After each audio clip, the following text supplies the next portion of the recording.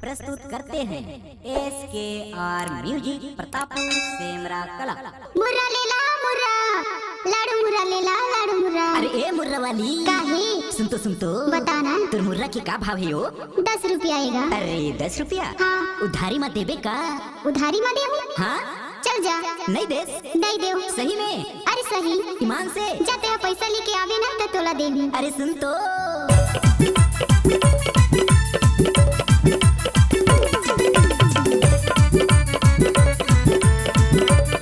DJ Yogesh Karanpura Karanpura.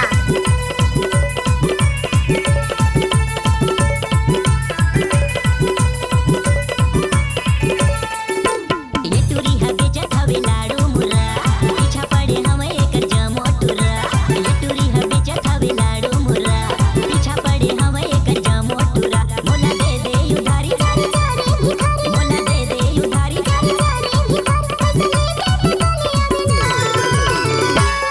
मोर जनई है पैसा, मोर जनई है पैसा, देबे तो दे दे मैं नाम ले हूँ तोरे नीसा।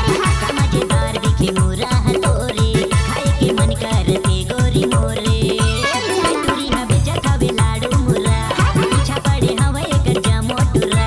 ये टूरी हवे जत हवे लाडू मुर्रा, पीछा पड़े हवे एकर जमो टुरा। मोला दे दे उधारी, मोला दे दे उधारी।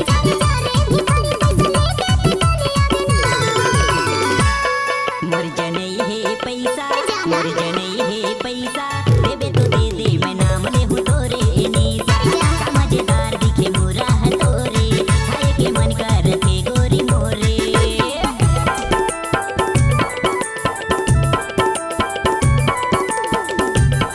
नाचने वाले के पास दम नहीं तो योगेश डीजे वाले क्या करेगा।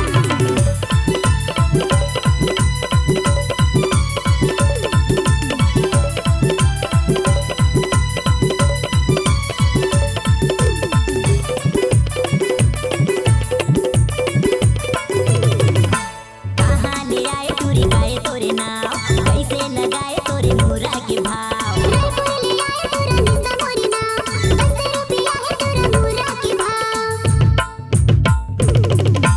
कहाँ ले आए टूरी गाए तोरे नाव, कैसे लगाए तोरे मुर्रा के भाव।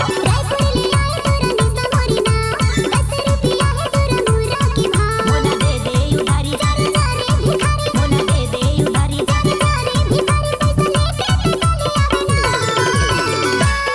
मोर जनई है पैसा, मोर जनई है पैसा, देबे तो दे दे मैं नाम ले हूँ तोरे नीसा। का मजेदार दिखे मुर्रा तोरे, खाए के मन करते गोरी मोरे।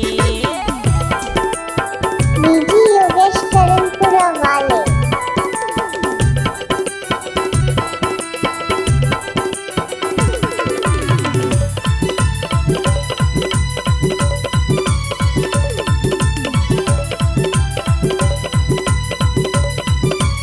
आप सुन रहे हैं राज प्रस्ती का मिक्स किया हुआ गाना ग्राम कर्णपुरा खुरी टोला वाले।